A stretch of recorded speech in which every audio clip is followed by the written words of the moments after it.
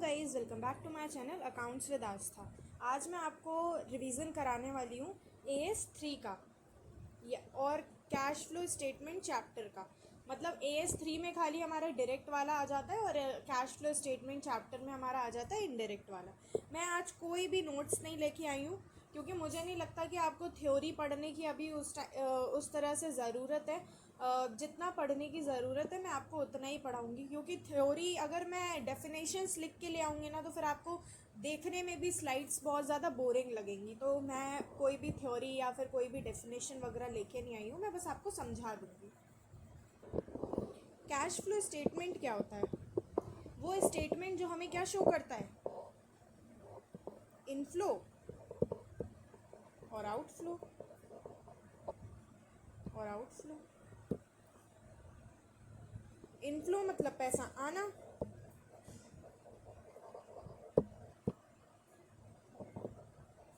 और आउटफ्लो मतलब पैसा जाना।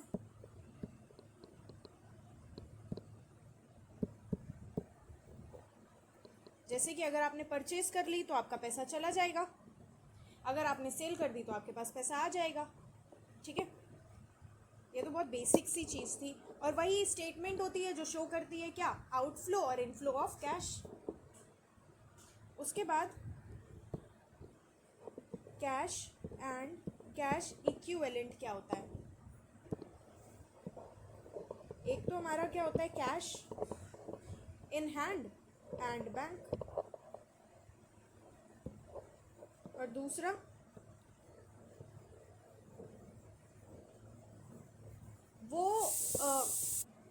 वो short term highly liquid investments जो कि हमारे कन्वर्ट हो जाए किसमें, कैश में, और क्या बोलते हैं, और इनसिग्निफिकेंट रिस्क को। मतलब ऐसा नहीं हो कि अगर आपने कोई चीज़ 10 रुपए की खरीदी है तो आगे चल के हो सकता है वो 15 की भी हो जाए, हो सकता है वो 5 की भी हो जाए। तो वो इनसिग्निफिकेंट रिस्क नहीं होना चाहिए, और कितने महीने के अंदर, 3 मंथ्स के अंदर अंदर, ठीक है, और कन्वर्ट हो जाए। और दूसरा, इसमें इन्वेस्टमेंट ऑफ शेयर्स नहीं आता। क्यों? क्योंकि शेयर्स की हमें कुछ नहीं पता। आज हमने ख़रीदा है तो कल को हो सकता है वो क्या बोलते हैं उसकी वैल्यू बढ़ भी जाए, 3 महीने बाद हो सकता है कल को उसकी वैल्यू ज़ीरो भी हो जाए। तो इस वजह से इन्वेस्टमेंट ऑफ शेयर्स नहीं आता है इसमें। जनरली वैसे तो ज़्यादा कुछ आता नहीं है, बट हाँ, मार्केटेबल सिक्योरिटीज़ आती है। ठीक है, तो अगर आपको मार्केटेबल सिक्योरिटीज़ दे रखा है या फिर कैश इन हैंड और कैश एट बैंक दे रखा है तो वो आपका किस में आ जाएगा, आपका ये कैश इन कैश इक्विवेलेंट में आ जाएगा। और अगर हमने बैंक का पैसा कैश में निकाल लिया, कैश का पैसा बैंक में जमा कर दिया, कैश के बदले मार्केटेबल सिक्योरिटी ले ली, मार्केट सिक्योरिटी बेच के हमने क्या बोलते हैं कैश ले लिया, तो ये ट्रांजैक्शन हमारे क्या बोलते हैं कैश फ्लो में नहीं आएंगे। क्योंकि आप खुद जानते हो, एक चीज़ डेबिट हो रही है, एक चीज़ क्रेडिट हो रही है, तो उसका जो भी इफेक्ट होगा वो क्या होगा, नील होगा। और दूसरा, अगर हमने क्या बोलते हैं प्लांट एंड मशीनरी खरीदी और उसके बदले हमने क्या इशू कर दिए, शेयर्स इशू कर दिए, तो ये भी हमारा नॉन कैश है, तो ये भी हमारा नहीं आएगा। कैश फ्लो स्टेटमेंट नाम ही है, तो हमें सिर्फ वो वाले ट्रांजेक्शन्स इसमें रिकॉर्ड करने हैं जिसमें पैसे का आना और जाना हो रहा है। एक तो वो वाले नहीं होंगे जिसमें क्या बोलते हैं जिनका इफेक्ट ही नील है। अब आप अगर एक जगह प्लस करोगे, एक जगह माइनस करोगे तो वो ज़ीरो ही आएगा। और दूसरा, नॉन कैश आइटम्स नहीं आते हैं आपका। अगर आपने प्लांट एंड मशीनरी की बदले शेयर्स इशू कर दिए, आपने बिल्डिंग के बदले डिवेंचर्स इशू कर दिए, तो ये सब चीज़ें नहीं आएंगी। ठीक है, अब हमारी एक्टिविटीज़ कितने तरह की होती हैं? 3 तरीके की होती हैं। ऑपरेटिंग,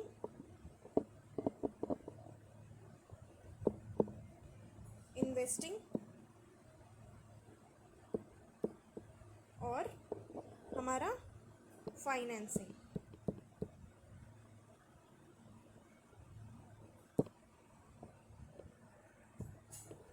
अब मैं आपको इनको ना एक तरह से समझाती हूँ। हमारे पास सिर्फ 3 ही चीज़ें होती हैं, AELIC।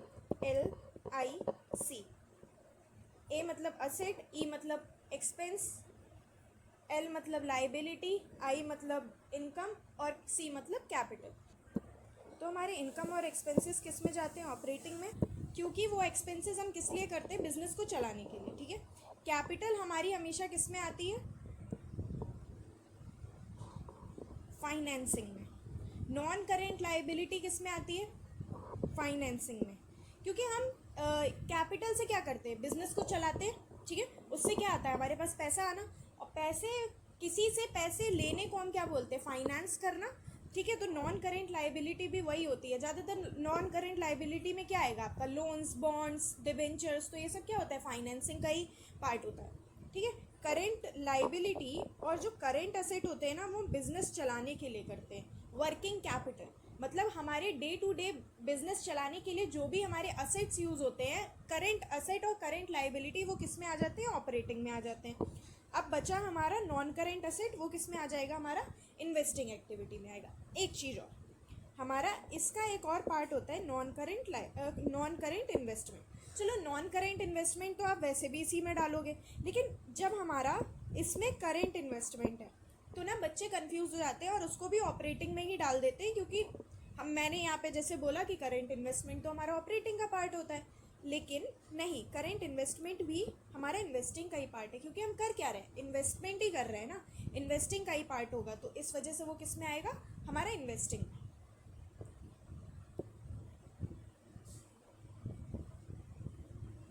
तो ऑपरेटिंग में क्या क्या आएगा? ऑपरेटिंग में क्या क्या आएगा? Income, expense, current asset, current liability, ठीक है, एक्सेप्ट करेंट इन्वेस्टमेंट, क्योंकि करेंट इन्वेस्टमेंट इसका पार्ट है। इसमें क्या क्या आएगा? हमारा नॉन करेंट असेट आएगा और हमारा क्या आएगा? करेंट इन्वेस्टमेंट आएगा। फाइनेंसिंग में हमारा क्या क्या आएगा? एक तो हमारा कैपिटल आएगा, दूसरा हमारा नॉन करेंट लाइबिलिटी आएगा, ठीक है। तो इन्वेस्टिंग का मतलब क्या होता है? हमारा जो भी पैसा आ रहा है या जा रहा है किससे? मेन बिजनेस से। इन्वेस्टिंग का मतलब क्या होता है कि हम किसी चीज़ में क्या कर रहे हैं? इन्वेस्टमेंट कर रहे हैं, तो वो किस में आ जाएगा? हमारे इन्वेस्टिंग में, जो भी नॉन करेंट असेट हो गया हमारा, ठीक है। फाइनेंसिंग में मतलब हम किसी से पैसा उधारी में ले रहे हैं, लेकिन किसके लिए? लॉन्ग टर्म के लिए, अभी के लिए नहीं। अभी के लिए ले रहे होंगे तो हमारा किस में आ जाएगा? वो उसमें क्या बोलते हैं? ऑपरेटिंग एक्टिविटी में। वैसे उसमें भी जैसे यहाँ पे शॉर्ट टर्म बोरोइंग भी होगा ना, इसमें शॉर्ट टर्म बोरोइंग भी आपका इसी में आएगा, फाइनेंसिंग में ही आएगा। और जो जितने भी होते हैं हमारे ट्रेड पेबल और शॉर्ट टर्म प्रोविज़न और पता नहीं क्या क्या, प्रोविज़न तो हमारा जनरली प्रोविज़न फॉर टैक्स होता है, तो वो तो हमारा ऊपर से ही हो जाता है, वो मैं भी बाद में बताऊंगी, अभी आप कंफ्यूज हो जाएंगे। अब हम आते हैं हमारे इंटरेस्ट, सबसे पहला एडजस्टमेंट है इंटरेस्ट और डिविडेंड रिसीव्ड में। तो देखो, वैसे जनरली हमारे में क्या आता है? फाइनेंसिंग, नॉन फाइनेंसिंग ही आती है, ठीक है, जिसको हम नॉर्मल कंपनी भी बोलते हैं। तो नॉन फाइनेंसिंग, और यहाँ पे क्या आएगा? Financing. Financing enterprise, non financing enterprise. अगर नॉन फाइनेंसिंग है तो अगर नॉन फाइनेंसिंग है तो इंटरेस्ट आपको कब मिल रहा होगा? या तो आपने किसी को लोन दिया होगा, और लोन देना मतलब हमारे लिए असेट, और लोन लेना हमारे लिए क्या हो जाता है? क्या बोलते हैं उसे? लाइबिलिटी हो जाता है। लोन देना फिर हमारे लिए क्या हो जाएगा? एक तरीके से इन्वेस्टमेंट मान लेंगे हम, है ना। तो हमारा किस में आ जाता है? इन्वेस्टिंग में आ जाएगा। और वैसे ही अगर डिविडेंड आपको रिसीव हो रहा है, इसका मतलब आपने किसी शेयर में क्या करा होगा? इन्वेस्ट किया होगा। इन्वेस्टमेंट के ही पर्पज से ज़्यादा लोग क्या करते हैं? शेयर्स खरीदते हैं, तो वो किस में आ जाएगा? हमारे इन्वेस्टिंग में ही आ जाएगा। और अगर फाइनेंसिंग, तो इसका मतलब आपका वो क्या बोलते हैं, लोन देना और शेयर में इन्वेस्ट करना, ये आपका धंधा ही है, लाइक बिजनेस ही है। तो अगर आपका जो बिजनेस है, तो वो बिजनेस से रिलेटेड किस में आ जाता है? हमारा ऑपरेटिंग में आ जाता है, तो ये किस में चला जाएगा? ऑपरेटिंग में। और हमारा जो डिविडेंड पेड होता है ना,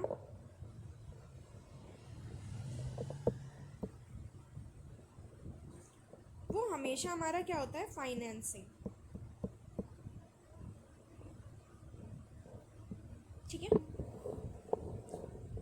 इंटरेस्ट रिसीव्ड और डिविडेंड रिसीव्ड नॉर्मल कंपनी के लिए, नॉर्मल कंपनी के लिए क्या होगा, इन्वेस्टिंग या फिर नॉन फाइनेंशियल। और जो फाइनेंसिंग कंपनी होगा उसके लिए क्या, वो तो उसका रोजाना का बिजनेस है, किसी को लोन देना और शेयर्स खरीदना, तो उसका क्या हो जाएगा, ऑपरेटिंग में आ जाएगा। और हमेशा ही लोन, अरे डिविडेंड पे करना हमारे लिए क्या होता है, फाइनेंसिंग एक्टिविटी होती है। क्योंकि एक अगर कोई कंपनी है वो अगर शेयर्स इशू कर रहा है तो वो किसके लिए कर रहा है, फाइनेंसिंग पर्पस के लिए कर रहा है ना। कोई भी क्या बोलते हैं, कोई भी ऐसी कंपनी में आज तक आपने इन्वेस्ट किया है जिसने डेली वो शेयर्स, अरे जिसमें डेली शेयर्स इशू हो रहे हैं, फिर वो बाय बैक कर ले रहा है, फिर वो इशू कर रहा है, फिर वो बाय बैक कर ले रहा है, ऐसा होता है, नहीं होता है ना। तो कोई भी अगर इशू करेगा तो वो हमेशा फाइनेंसिंग पर्पस के लिए ही करता है। अब हमारा एक और एडजस्टमेंट, वो क्या होता है, इंश्योरेंस।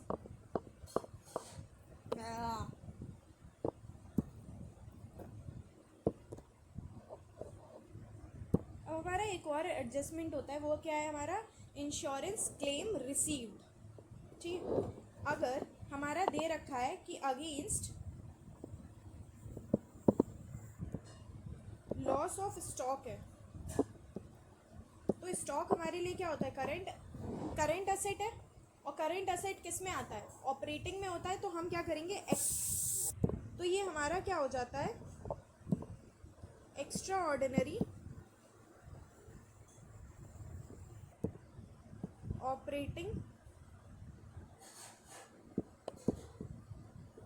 कैश इनफ्लो है। और अगर अगेंस्ट फिक्स्ड एसेट दिया है, अगेंस्ट फिक्स्ड एसेट, तो फिक्स्ड एसेट हमारा किस में आता है, non current asset. Fixed asset का ही मतलब नॉन करेंट एसेट है।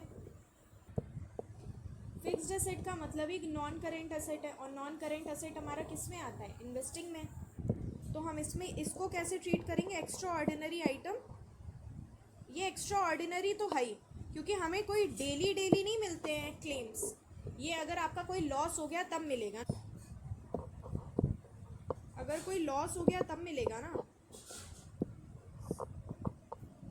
तो इसमें क्या होगा, एक्स्ट्रा ऑर्डिनरी आइटम ट्रीट तो करेंगे किसमें, एक्स्ट्रा ऑर्डिनरी तो ट्रीट करेंगे, लेकिन किस में, इन्वेस्टिंग में।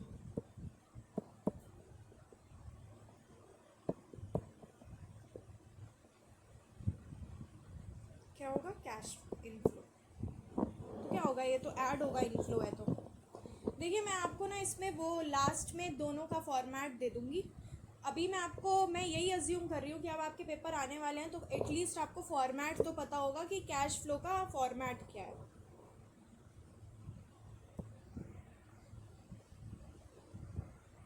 और देखिए हमेशा आप कोई भी क्या बोलते हैं वो क्वेश्चन करते टाइम आपको वर्किंग नोट में सारे अकाउंट्स बनाने ही पड़ेंगे, क्योंकि बहुत से कोई लोग स्टेटमेंट में करते हैं, कोई अकाउंट में करते हैं। मुझे ज़्यादा अच्छा अकाउंट में लगता है, और जिसको अगर स्टेटमेंट बना के वो कंफर्टेबल है तो वो स्टेटमेंट बना के कर दे।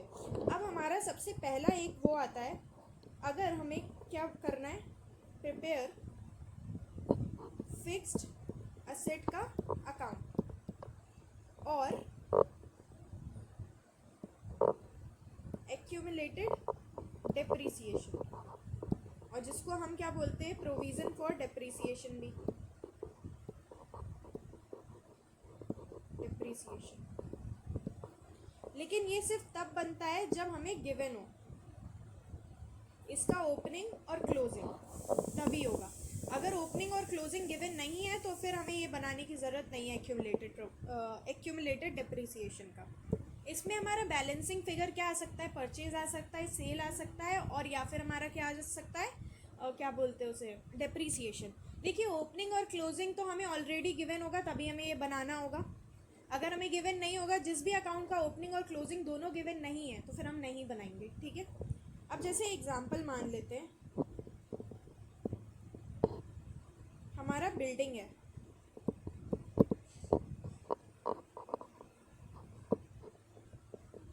उसका ओपनिंग है 5 लाख,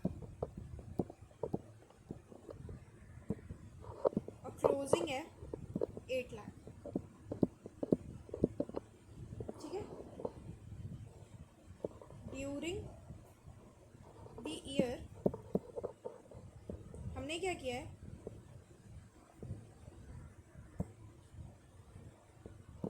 एक कोई बिल्डिंग है हमारी, कितने की, 1 लाख की, हमने उसे सोल्ड किया है, sold at a loss of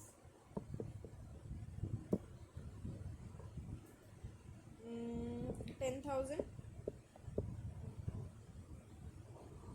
और डिप्रिसिएशन फॉर द ईयर क्या है,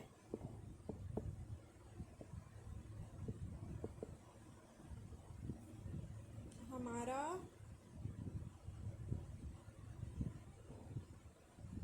1 लाख। अब हमें क्या बनाना है,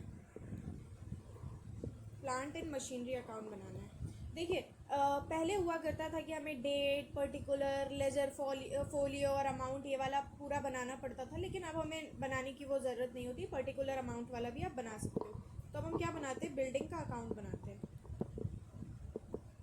सबसे पहले क्या करते हैं, बिल्डिंग है, बिल्डिंग हमारी असेट होती है, तो उसका बैलेंस BD कहाँ आता है, बैलेंस ब्रॉट डाउन हमारा डेबिट साइड आता है, और हमारा कितना था, 5 लाख, ठीक है। और एंड में हमारा क्या आएगा, बैलेंस CD कितने का, 8 लाख का, ठीक है। डिप्रिसिएशन हमारा कितना है,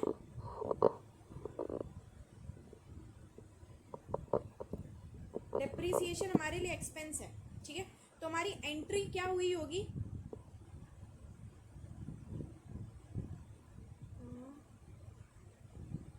डेप्रीशिएशन टू बिल्डिंग। हम ये कौन सा अकाउंट बना रहे हैं, बिल्डिंग, बिल्डिंग हमारा क्या हुआ है, क्रेडिट हुआ है, हमारी एंट्री क्या हुई होगी, डेप्रीसिएशन टू बिल्डिंग। हम कौन सा अकाउंट बना रहे हैं, हम बिल्डिंग अकाउंट बना रहे हैं। बिल्डिंग अकाउंट क्या हो रहा है, क्रेडिट हो रहा है, डेप्रीसिएशन क्या हो रहा है, डेबिट हो रहा है, बिल्डिंग अकाउंट क्या हो रहा है, क्रेडिट। किसकी वजह से हो रहा है, डेप्रीसिएशन की वजह से। तो बिल्डिंग अकाउंट क्या हो रहा है, क्रेडिट, किसकी वजह से हो रहा है, डेप्रीसिएशन की वजह से हो रहा है। कितने का था, 1 लाख का।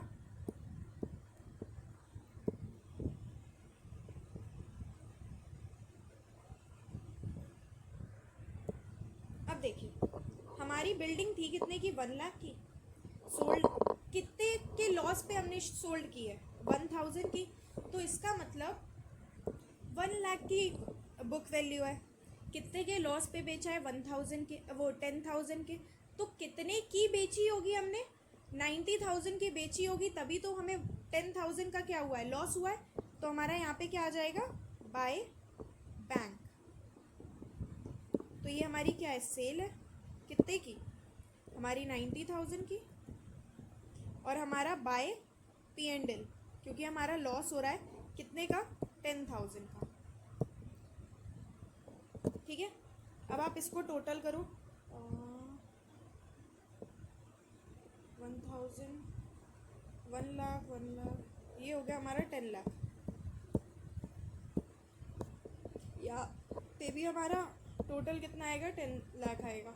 अब यहाँ सेल है और हमारा डिप्रिसिएशन भी दे रखा है, तो हमारा बैलेंसिंग फिगर इधर साइड आएगा पहले तो, और क्या आएगा, परचेज आएगा।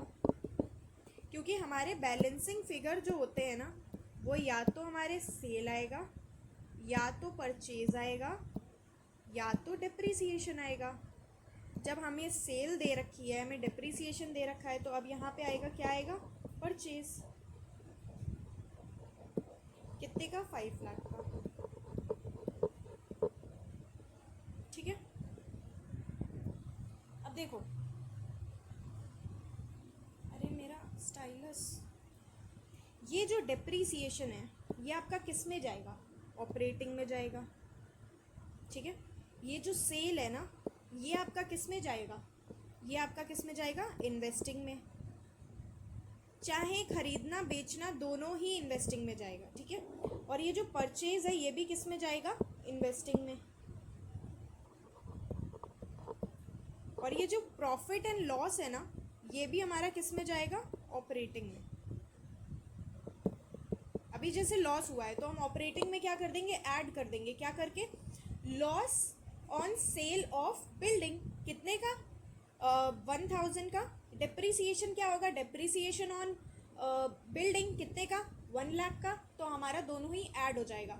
आई होप आपको पता होगा कि हमारा जो भी इनडायरेक्ट मेथड का बनता है ना, उसमें क्या होता है, हमारा जो भी P&L में माइनस होता है उसको हम ऐड कर देते हैं, और जो ऐड होता है उसको हम क्या कर देते हैं, माइनस कर देते हैं। इसका मतलब एक्सपेंसेस को ऐड कर देते हैं और इनकम को क्या कर देते हैं, माइनस कर देते हैं, उल्टा होता है। ठीक है, इसमें अभी जब मैं आपको फॉर्मेट दूंगी ना, तो लास्ट में मैं एक बार आपको फॉर्मेट भी समझा दूंगी, जैसे कि आपको सारी कन्फ्यूज़न एक साथ क्लियर हो जाए। ठीक है, कल किसी का मेरे पास कमेंट आया था कि उनको स्पेसिफिकली प्रोविज़न फॉर टैक्स और डिविडेंड पेएबल के लिए चाहिए, तो मैं आपको वो भी एक बार बता देती हूँ। प्रोविज़न फॉर टैक्स और जी देखिए, अब हम एक क्वेश्चन का एग्जांपल लेते हैं, जैसे कि हमारा ओपनिंग और क्लोजिंग, प्रोविज़न फॉर टैक्स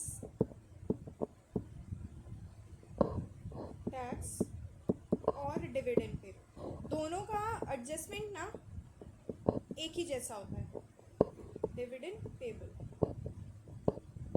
मान लेते हैं ओपनिंग में हमारा कितना था, 60,000, और क्लोजिंग में हमारा कितना है, 80,000। अगर क्वेश्चन ने आपको इतना ही बोल के रोक दिया, ठीक है, और कुछ भी नहीं दिया है, आपका कोई भी वो एडिशनल इन्फॉर्मेशन में कोई भी एडजस्टमेंट इससे रिलेटेड नहीं, तो आप इसको क्या मानोगी, एज पेड, और इसको क्या मानोगे, एज प्रोवाइडेड फॉर। मतलब पिछले साल के प्रोविज़न को इस साल आपने पे कर दिया है, और इस साल के प्रोविज़न या फिर डिविडेंड पेबल को आपने क्या किया है, आपने वो अपना प्रोविज़न बनाया है। ठीक है, अब अगर आपके एडजस्टमेंट में लिखा हुआ है ईदर पेमेंट और प्रोवाइडेड फॉर गिवन, ठीक है, जैसे कि उन्होंने बोल दिया कि हमने पेमेंट किया है टैक्स का कितने का, 50,000 का। ठीक है, तो अब हमें क्या करना पड़ेगा, हमें अकाउंट बनाना पड़ेगा। तो अब हम यहाँ पे बना लेंगे provision for tax. Provision for tax हमारे लिए क्या होती है, लाइबिलिटी है, तो उसका बैलेंस BD किस साइड आएगा, हमारा क्रेडिट साइड आएगा। कितना था हमारा ओपनिंग, 60,000, और हमारा क्लोजिंग क्या किधर आएगा, इधर आएगा, बैलेंस CD कितने का, शायद 80,000 लिया था मैंने। अब आपने किया है, पे किया है, तो कुछ भी पे किया होगा तो आपका बैंक क्या हुआ होगा, क्रेडिट हुआ होगा, क्योंकि आपका असेट जा रहा है, तो आपका वो क्या बोलते हैं उसे, एंट्री क्या पास हुई होगी, provision for tax to bank. तो आपका यहाँ पे क्या आ जाएगा, बाय बैंक, क्योंकि प्रोविज़न फॉर टैक्स हमारा क्या हो रहा है, डेबिट हो रहा है, किसकी वजह से हो रहा है, बैंक की वजह से हो रहा है। तो प्रोविज़न फॉर टैक्स तो क्रेडिट हो रहा है, लेकिन किसकी वजह से हो रहा है, बैंक की वजह से हो रहा है। डेबिट हो रहा है, किसकी वजह से हो रहा है, बैंक की वजह से। कितना आपने पे किया है, 50,000। तो इसका मतलब अब आपका यहाँ पे क्या आ जाएगा, बैलेंसिंग फिगर आ जाएगा, क्या, P&L, जो आपने प्रोविज़न बनाया है इस साल का, आपका प्रोविज़न, ये आपका प्रोविज़न या फिर डिविडेंड पेबल। तो मैं अगर आपको सिर्फ प्रोविज़न बोल रही हूँ ना, तो आप उसको ये मानो कि हम उसी का सेम एडजस्टमेंट किसका होता है, डिविडेंड पेबल का भी सेम ही एडजस्टमेंट होता है। तो अब इधर साइड कितना आएगा हमारा, 1,30,000, तो यहाँ का टोटल भी 1,30,000 होगा। तो इसका मतलब हमारा इस साल का प्रोविज़न कितना बना है, 70,000। ठीक है, अब ये वाला जो बैंक से आपने पे किया है ना, वो लास्ट में जाके ऑपरेटिंग एक्टिविटी में क्या हो जाएगा, माइनस हो जाएगा, किसमें, ऑपरेटिंग में। और ये जो प्रोविज़न आपने बनाया है ना, तो वो स्टार्टिंग में ही आपका क्या हो जाता है, ऐड हो जाता है, किसमें, ऑपरेटिंग में। प्रोविजन फॉर टैक्स हमेशा ऐड होता है और पेड वाला हमेशा क्या हो जाता है, माइनस हो जाता है ऑपरेटिंग एक्टिविटी में लास्ट में जाके। डिविडेंड पेबल के केस में ना थोड़े से और एडजस्टमेंट्स आते हैं, जैसे कि पहला, आपको ओपनिंग दे रखा है, क्लोजिंग दे रखा है। ओपनिंग है 60,000, क्लोजिंग है आपका 80,000। क्लोजिंग कुछ है ही नहीं, क्लोजिंग क्या है, कुछ है ही नहीं, तो आप इसको क्या मान लोगे, पेड। ठीक है, तो डिविडेंड पेड हो जाएगा ये। और डिविडेंड पेड हमेशा हमारा ऑलवेज किस में जाता है, फाइनेंसिंग में।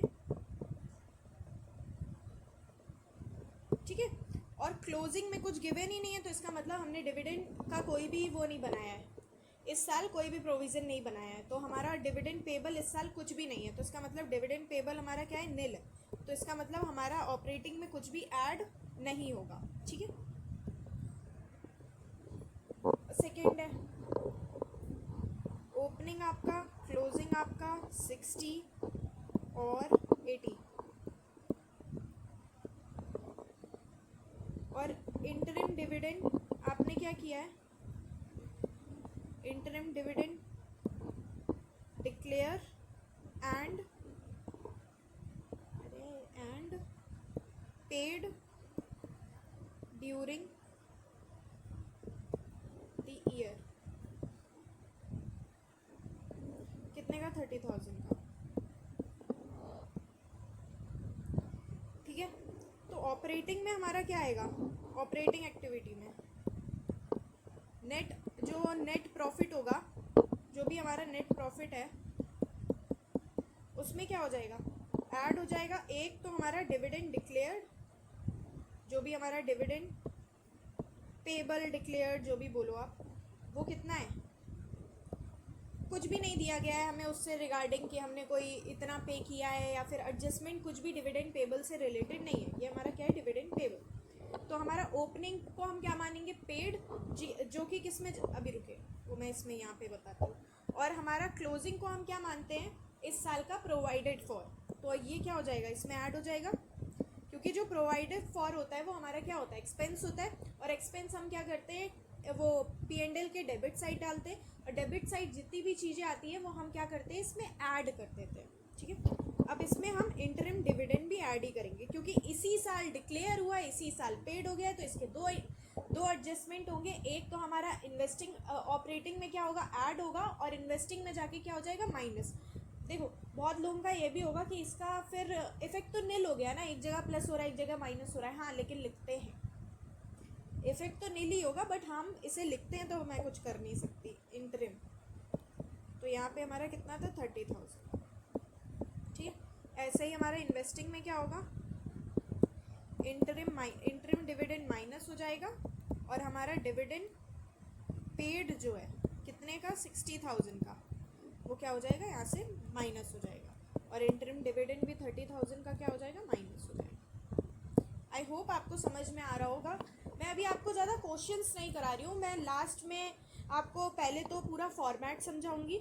अभी आप जैसे सारी वो समझ लोगे ना एडजस्टमेंट, तो आपको लास्ट में फॉर्मेट देखने में हाँ समझ में आएगा कि अच्छा हाँ यहाँ पे ये बताया था, यहाँ पे ये बताया था।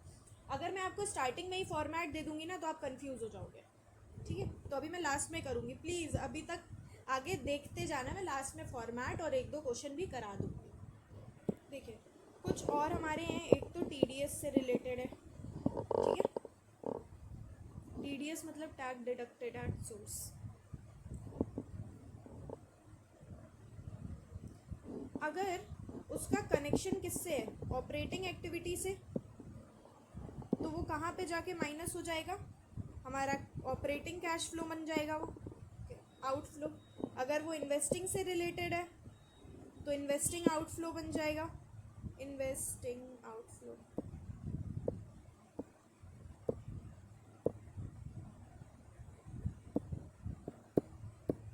और अगर वो फाइनेंसिंग से रिलेटेड है तो हमारा क्या बन जाएगा, फाइनेंसिंग का कैश फ्लो बन जाएगा।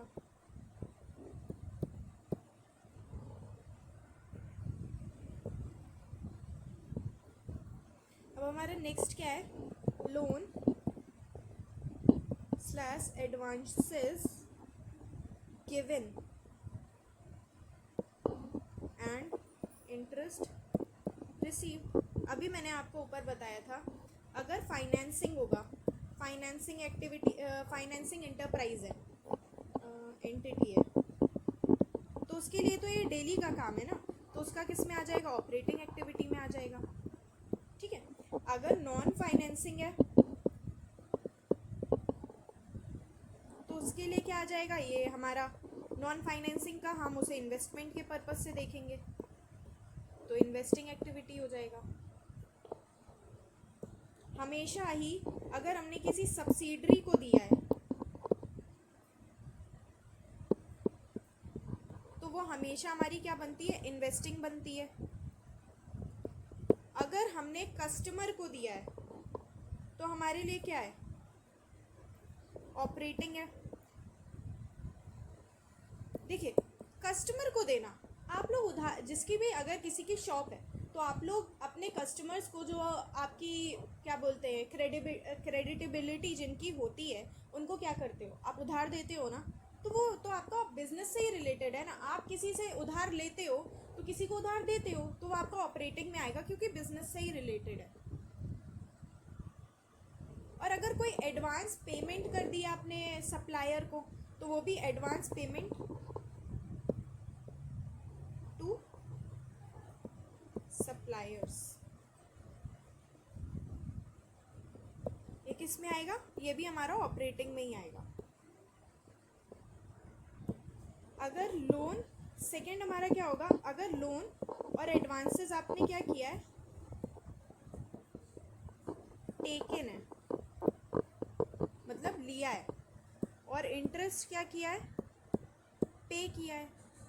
मेरे को अभी मेरा भाई बोल के गया कि तेरी राइटिंग कितनी बुरी आती है और अब मुझे भी बुरी लग रही है। तो ये फाइनेंसिंग के लिए क्या होगा, फाइनेंसिंग के लिए तो वो ऑपरेटिंग ही होगा, क्योंकि वो उनका क्या है, बिजनेस ही है। नॉन फाइनेंसिंग के लिए क्या होगा,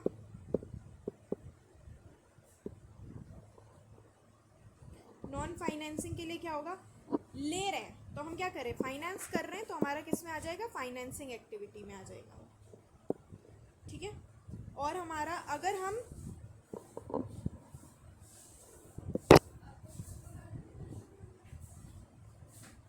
taken, advance taken from customer, अगर आपने किसी कस्टमर से एडवांस ले लिया तो वो आपकी लाइबिलिटी बन जाती है और आपको आगे जो भी उनको देना है वो आपको देना पड़ता है। ठीक है, तो ये आपकी क्या हो जाएगा, कस्टमर तो हमारा रोज आना का ही है ना, कभी आप किसी से एडवांस ले लेते हो तो किसी को एडवांस दे देते हो, तो आपका किस में आ जाएगा, ऑपरेटिंग में ही आ जाएगा।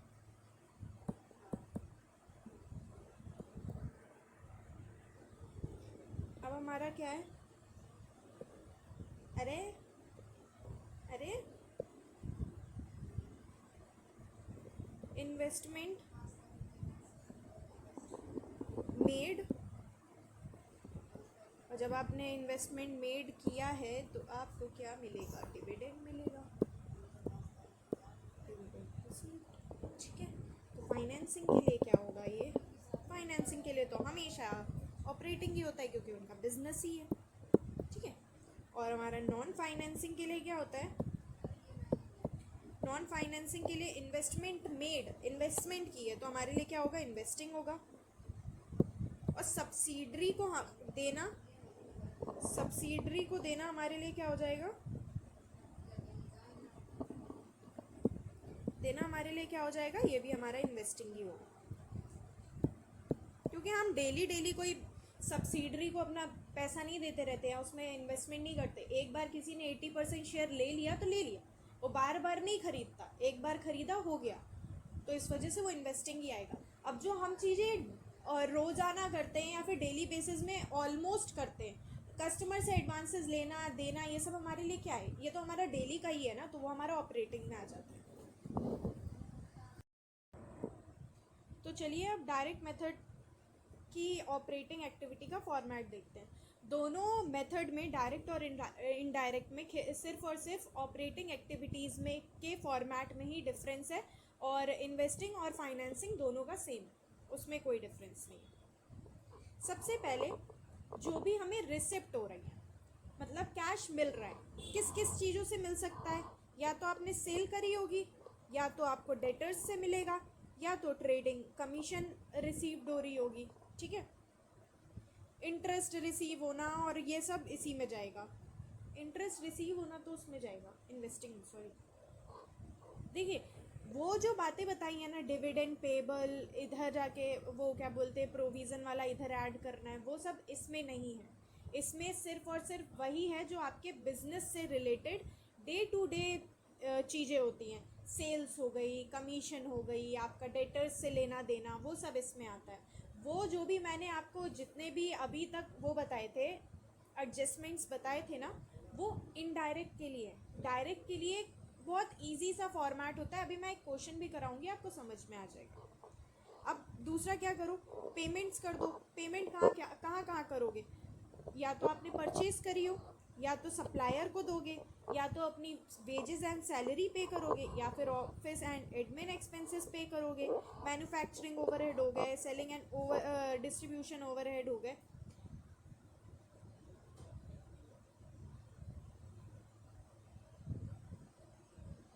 ये सारा ऐड करके यहाँ लिख दिया, ये सारा ऐड करके यहाँ लिख दिया।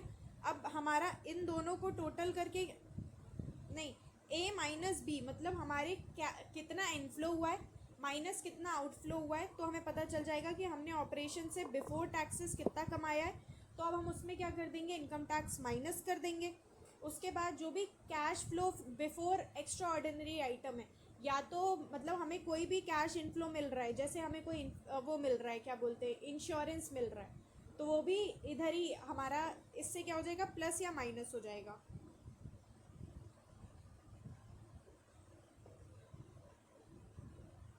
तो हमारा क्या आ जाएगा, नेट कैश यूज्ड इन, मतलब अगर ये चीज़ हमारी माइनस में आ गई, मतलब यूज्ड इन मतलब आपके पास आया कम है और गया ज़्यादा है, ठीक है, तो आपका नेगेटिव में हो जाएगा कैश फ्लो। और अगर फ्रॉम है, फ्रॉम तब होगा जब ये क्या होगा, पॉजिटिव में होगा, मतलब कोई भी ब्रैकेट वगैरह नहीं लगा होगा, तो क्या हो जाएगा हमारा, फ्रॉम। अगर नेगेटिव में आ रहा है तो यूज्ड इन लिख देना, अगर पॉजिटिव में आ रहा है तो क्या लिख देना, फ्रॉम लिख देना। अब हमारा इन्वेस्टिंग से, आपने कोई भी टेंजिबल फिक्स्ड एसेट अपना सेल किया कैश पे, अगर क्रेडिट पे किया होगा कि अभी आपने सेल कर दिया और अभी आपने पैसे नहीं लिए, तो उसका क्या नहीं आएगा, वैसे ये वाला आपका एडजस्टमेंट आता नहीं है। आपका ये आएगा कि आपने कोई फिक्स्ड एसेट बेचा, उसके बदले आपने क्या इशू कर दिए, इक्विटी शेयर्स इशू कर दिए, तो फिर वो हमारा क्या होगा, वो हमारा नॉन कैश आइटम है। ना इक्विटी शेयर हमारा कैश आइटम है, ना ही प्लांट एंड मशीनरी हमारा कैश आइटम है, हमारे पास ना कैश आया है ना कैश गया है, तो वो नहीं आएगा। हमने कोई इंटेंजिबल असेट सेल कर दिया, वो भी इसी में आता है। सेल ऑफ इन्वेस्टमेंट हो गया, कोई लोन्स एंड एडवांसेस दिया है हमने, अगर दिया है, ये सब तो ऐड में ही होंगे। लोन एंड एडवांसेस की पेमेंट रिसीव हुई है, मतलब पहले आपने क्या किया होगा, किसी को लोन एंड एडवांसेस दिए होंगे, अब आपको वो वापस कर रहा है, तो आपके पास वो आ जाएगा। कोई इन्वेस्टमेंट से इनकम हो रही है आपकी, कोई डिविडेंड रिसीव्ड हो रहा है आपका, कोई डिबेंचर से इंटरेस्ट रिसीव्ड हो रहा है, या फिर बॉन्ड से हो रहा है, या फिर लोन्स एंड एडवांसेस से कोई वो रिसीव हो रहा है आपको इंटरेस्ट। रेंट रिसीव हो रहा है आपको किससे, इमूवेबल प्रॉपर्टी से, जो आपने क्या बोलते हैं हेल्ड फॉर सेल कर रखी थी, held as investment, held for sale होगा तो वो तो हमारा उसमें चला जाएगा, क्या बोलते हैं ऑपरेटिंग में। हेल्ड फॉर सेल के लिए कर रखी होगी तो फिर तो आपका बिजनेस से रिलेटेड हो जाएगा ना। अब जैसे आपने कोई परचेज किया, कोई भी, देखो कोई भी परचेज, फिक्स्ड एसेट का, इंटेंजिबल एसेट का, इन्वेस्टमेंट का, लोन और एडवांसेस आपने ग्रांट किए, तो वो सब क्या होगा, इसमें होगा। पहले देना, परचेज किया तो पैसा दिया होगा, ठीक है, और अगर आपने लोन एंड एडवांसेस दिया है तो आपने पैसे अभी दिए होंगे। और ऊपर में क्या है, जब वो आपने आज लोन एंड एडवांसेस दिए, उसने 15 दिन बाद क्या किया, आपको वापस कर दिया, तो आपका ऐड हो जाएगा, अभी आपसे माइनस हो जाएगा। फाइनेंसिंग में क्या होगा, इशू कर दिया आपने कोई इक्विटी शेयर, अगर इशू किया है तो पैसा आएगा तो प्लस होगा, बाय बैक किया है तो जाएगा मतलब माइनस होगा, ठीक है। प्रेफरेंस शेयर कोई क्या बोलते हैं ऐड, वो इशू किया है तो क्या होगा, ऐड होगा, अगर आपने रिडम्पशन किया है तो माइनस होगा, आपने कोई डिबेंचर या बॉन्ड इशू किए है तो आपका ऐड होगा क्योंकि उसमें पैसा आता है, अगर आपने उनका रिडम्पशन किया है तो क्या होगा, माइनस होगा, कोई सिक्योरिटीज़ प्रीमियम आपने पे किया है तो माइनस होगा, ठीक है। आपने कोई लोन लिया है तो प्लस होगा, अगर रीपेमेंट कर रहे हो तो क्या होगा, माइनस होगा। ना बता दिया मैंने, यहाँ तक बता दिया ये सारा, ये भी हो गया, ये भी हो गया, ये भी हो गया, ये भी हो गया। इंटरिम डिविडेंड आपने पे किया है तो माइनस होगा, आपने फाइनल डिविडेंड पे किया है तो माइनस होगा, चाहे वो प्रेफरेंस हो चाहे वो इक्विटी शेयर हो, ठीक है। कोई इंटरेस्ट पे किया है आपने डिबेंचर या फिर बॉन्ड्स में तो वो माइनस होगा, या फिर आपका लोन में अगर देखिए प्लस का आया तो फ्रॉम होगा, माइनस होगा तो यूज्ड इन होगा। मैं एक क्वेश्चन लेके आई हूँ आपका डायरेक्ट मेथड से रिलेटेड, इसका ना ऑपरेटिंग मैं आपको वो कराऊंगी, सॉल्व कराऊंगी, और इन्वेस्टिंग और फाइनेंसिंग में आंसर के सल्यूशन, आंसर से ही बता दूंगी, आंसर का सल्यूशन से नहीं तो क्वेश्चन के सल्यूशन से बता दूंगी, मैं सल्यूशन भी लेके आई हूँ, बट आप उसका जो सल्यूशन है ना उससे देख के थोड़ा सा कन्फ्यूज़न हो रहा है, थोड़ा सा उसमें डिफ़िकल्टीज़ है, लाइक हम इजीली भी कर सकते हैं तो ज़रूरत क्या है कि हम उसका वर्किंग नोट बनाएं। अब जैसे देखिए हमारी टोटल सेल्स कितनी है, 597, लेकिन उसमें से कैश सेल्स कितनी है, 393, ये ऑपरेटिंग एक्टिविटी का है। हाँ, तो सेल्स से हमें कितना रिसीव हुआ, 393, 393, ठीक है। उसके बाद रिसिप्ट फ्रॉम क्रेडिट कस्टमर, मतलब ये हमारा क्या हो गया, डेटर हो गया, तो ये भी हमें क्या हो रहा है, रिसीव हो रहा है, किससे, कस्टमर से, कितना, 201, हाँ फिर ठीक है, इसके अलावा मेरे हिसाब से कोई भी वो नहीं है, 495,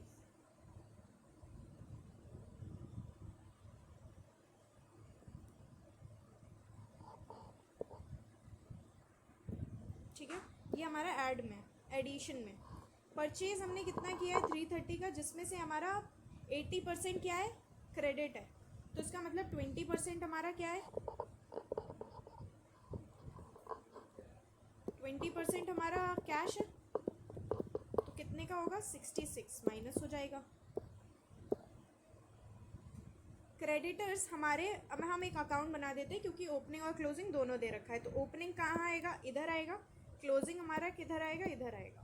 अब हमने अगर 330 का 80% हमारी क्रेडिट परचेज हो गई, तो क्रेडिट परचेज हमारी कितनी हो जाएगी, हमारी यहाँ पे आ जाएगी credit purchase, credit purchase balance BD balance CD, तो यहाँ पे हमारा क्या आ जाएगा, बैंक, और वो हमारा क्या होगा, बैलेंसिंग फिगर, 264 प्लस 126 माइनस 138, 252 हमें किससे रिसीव हुए होंगे, हमारे क्रेडिटर्स से, मतलब हमने पे किया होगा किसको, क्रेडिटर्स को, तो यहाँ पे लिख दो पेमेंट टू क्रेडिटर्स, कितना, 252, ठीक है। ये भी माइनस हो गया क्योंकि पेमेंट कर रहे हैं। अब हमने क्या किया है, consumer supplier of other consumable and services were paid, कितना हमने कितना कैश में पे किया है, तो ये कंज्यूमेबल्स के लिए हो गया, कितना, 282.5, 228.5, ठीक है, पे कर रहे हैं इसलिए माइनस होगा।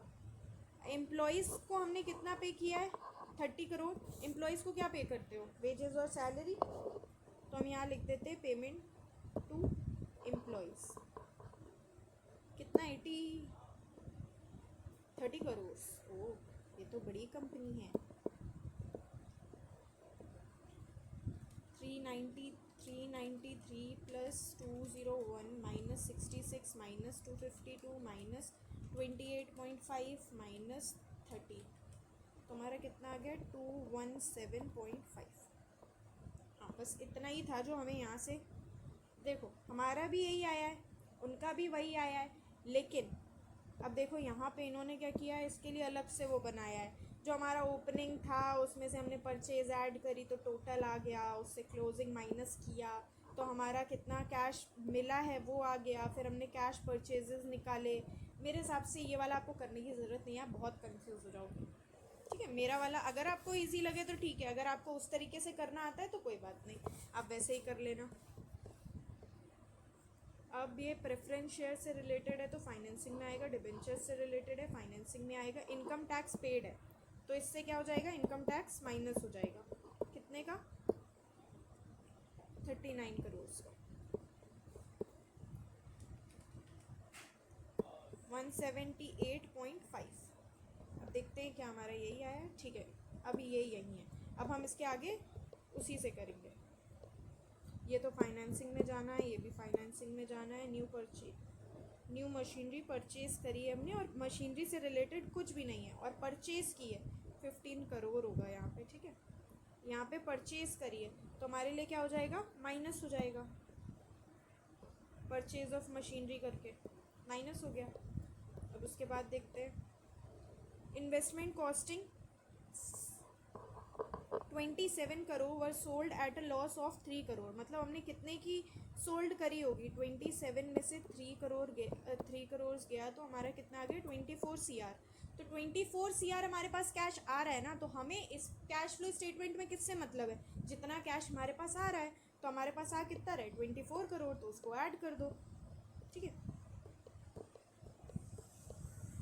और जो भी हमारे ये और ये पॉइंट है वो किससे रिलेटेड है, हमारे उसी से रिलेटेड है, फाइनेंसिंग से। अब पहले पॉइंट में आते हैं, fully paid preference share of face value 48 crore were redeem. तो हमने कितने के रिडीम किए हैं, 48 करोड़, तो वो तो माइनस हो जाएगा। ठीक है, उसके बाद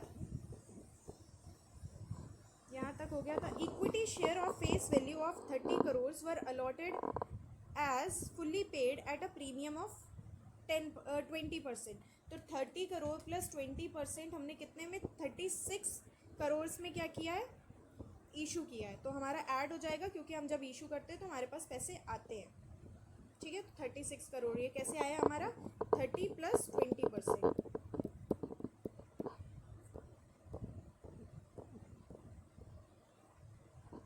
ये हो गया। अब debentures of 30 crore eight a premium of 10% were redeemed. Debenture holders were issued equity shares in लिeu of debentures. हमने क्या डिबेंचर्स के बदले क्या दे दिया, इक्विटी शेयर दे दिया ब्रो।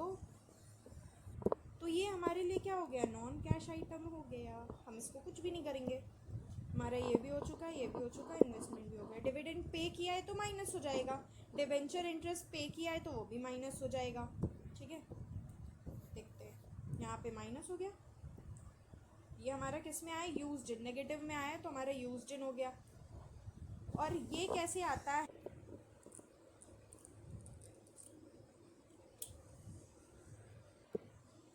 अब हम मान लेते हैं ये हमारा ए है,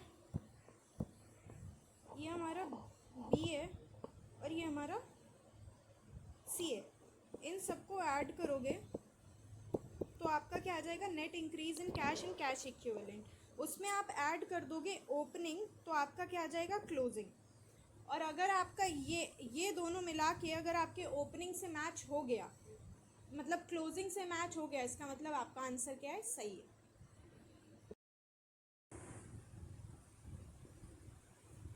तो चलिए गाइस, अब नॉन ऑपरेटिंग एक्टिविटीज़ का क्या देखते हैं, इनडायरेक्ट मेथड का। इन्वेस्टिंग और फाइनेंसिंग का फॉर्मेट सेम ही होता है, तो सिर्फ और सिर्फ ऑपरेटिंग और उसमें ही डिफरेंस होता है। अब सबसे पहला हमारा स्टेप होता है नेट प्रॉफिट निकालना। ठीक है, तो हम क्या करेंगे, क्लोजिंग से माइनस कर देंगे ओपनिंग, तो हमारा इस साल हमने कितना कमाया वो आ जाएगा उसमें। अब यहाँ से लेके यहाँ तक,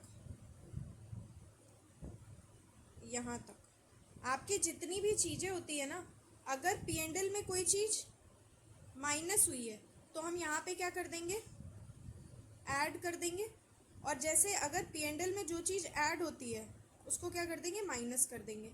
जैसे डिविडेंड डिक्लेयर्ड, उसमें क्या होता है, माइनस होता है, क्योंकि हम अक्रूवल बेसिस में बनाते हैं ना, तो हमने जितना डिक्लेयर किया है वहाँ उतना ही वहाँ पे दिखाते हैं। तो हमने जो वहाँ पे माइनस कर दिया हम उसको क्या कर देते हैं, यहाँ पे ऐड कर देते हैं। अब प्लीज़ ये पूरा पढ़ लेना, बहुत लंबा है तो बोरिंग हो जाएगा अगर मैं इसको पढ़ाना शुरू करूँगी तो, ठीक है। उसके बाद जब भी हमारी सारी चीज़ें आ जाएंगी, उसके बाद क्या होगा, वर्किंग कैपिटल चेंजेस हमें अब निकालने होंगे। वर्किंग कैपिटल चेंजेस, अगर करंट असेट इंक्रीज हो रहा है तो इसका मतलब हमारे पास से पैसा जा रहा है। आपने इन्वेंट्री खरीदी तो क्या हो रहा है, आपका पैसा जा रहा है तो क्या हो जाएगा, माइनस। आपने इन्वेंट्री बेची, इसका मतलब करंट असेट आपका क्या हो रहा है, डिक्रीज हो रहा है, लेकिन आपके पास क्या हो रहा है, पैसा आ रहा है, तो क्या हो जाएगा, ऐड। करंट लाइबिलिटी अगर इंक्रीज हो रही है, इसका मतलब आपने किसी से उधार लिया है तो आपका क्या हो जाएगा, ऐड हो जाएगा। और अगर करंट लाइबिलिटी हमारी डिक्रीज हो रही है, इसका मतलब आप उधार चुका रहे हो, तो क्या हो जाएगा, माइनस हो जाएगा। बस वही सब यहाँ पे आता है।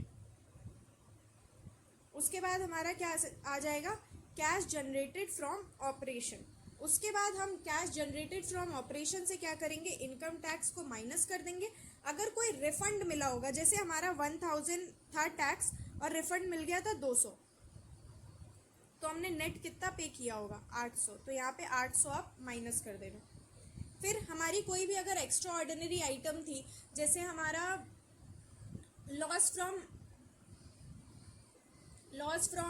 वो हुआ extra ordinary item, loss from earthquake, तो हमारा क्या हो जाएगा, वो माइनस हो जाएगा। अगर हमें कोई क्लेम रिसीव हुआ है तो क्या हो जाएगा, प्लस हो जाएगा।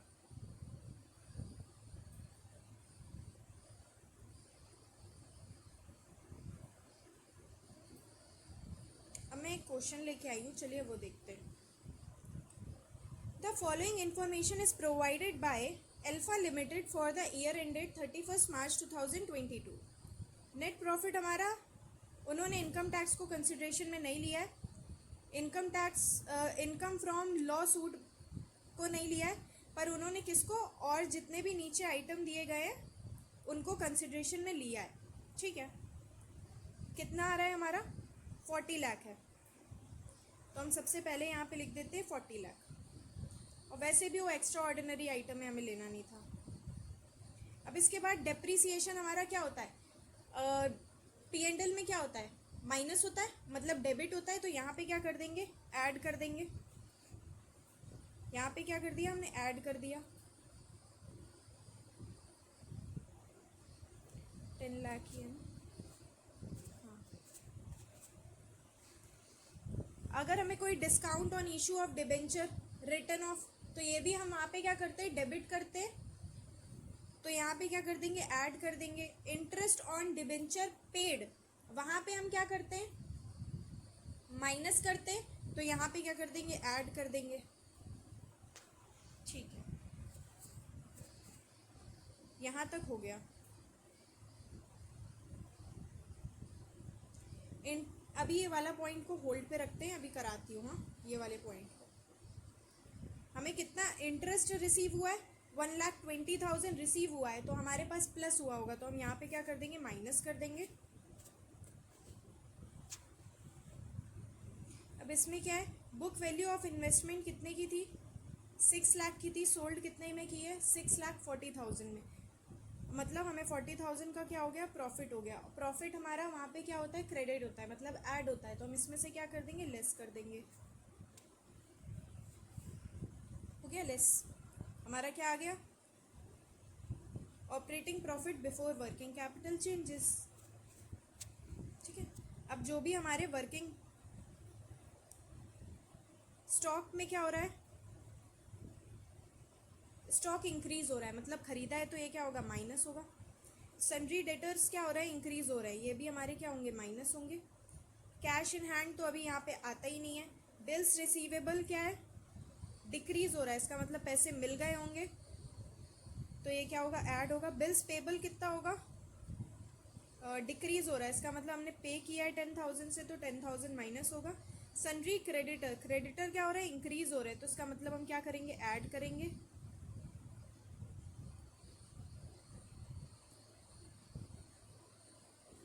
आउटस्टैंडिंग एक्सपेंस जो है, और अगर हमारा operating expense outstanding expense increase हो रहा है तो क्या होगा, ऐड होगा, क्योंकि वो हमारी क्या है, लाइबिलिटी। देखते हैं क्या यही सब हुआ है। हाँ जी, सेम ही चीज़ हुई है। तो अब हम क्या करेंगे, इनको प्लस माइनस करके जो भी आएगा वो हम operating profit before working capital changes से क्या करेंगे, प्लस का होगा तो प्लस कर देंगे, माइनस का निकला है तो माइनस कर देंगे। अभी हमने इनकम टैक्स पेड ऊपर फिर 21 लाख का होगा, तो हमारा क्या आ जाएगा, cash flow from ordinary items. और हमारा देखो, हमने जब इस प्रॉफिट में इनकम टैक्स और इनकम फ्रॉम लॉ सूट्स हमने इंक्लूड ही नहीं किया है, तो हमें उसका ऊपर कोई ट्रीटमेंट करना ही नहीं था, ना हमें प्लस करना था ना हमें माइनस करना था। लेकिन अब हमें कोई इनकम हुई है तो हमें ऐड तो करनी पड़ेगी ना, एक्स्ट्रा ऑर्डिनरी आइटम की इनकम है तो क्या हुआ, लेकिन ऐड तो करनी पड़ेगी। ऊपर इस वजह से नहीं किया क्योंकि हमने उस प्रॉफिट में उसको हमने कंसिडर ही नहीं किया था। तो अब नीचे हम इनकम टैक्स माइनस कर देंगे और एक्स्ट्रा ऑर्डिनरी आइटम का क्या कर देंगे, प्लस कर देंगे। हाँ गया, ये देखिए इनकम टैक्स माइनस हो गया और ये क्या हो गया, प्लस हो गया। तो आपका आ जाएगा net cash flow from operating activity. हमारा सिर्फ ऑपरेटिंग ही डिफरेंट होता है और कुछ तो होता नहीं है, तो सिर्फ मैंने उसी का क्वेश्चन किया है। सॉरी, आपको थोड़ा सा कंस्ट्रक्शन का साउंड आ रहा होगा, मैं सुबह से वेट कर रही हूँ, ब्रेक ले लेके कर रही हूँ, बट अब मेरे अंदर पेशेंस नहीं था, तो थोड़ा सा बेयर कर लेना, लास्ट में थोड़ी सी आवाज़ आई होगी आपको। और ये वाला क्वेश्चन ना आप खुद से एक बार सॉल्व करके देखना, ईजी है, आप कर लोगे। ये पूरी क्लास रिवाइज करने के बाद एक बार कर लेना, ठीक है। बाय।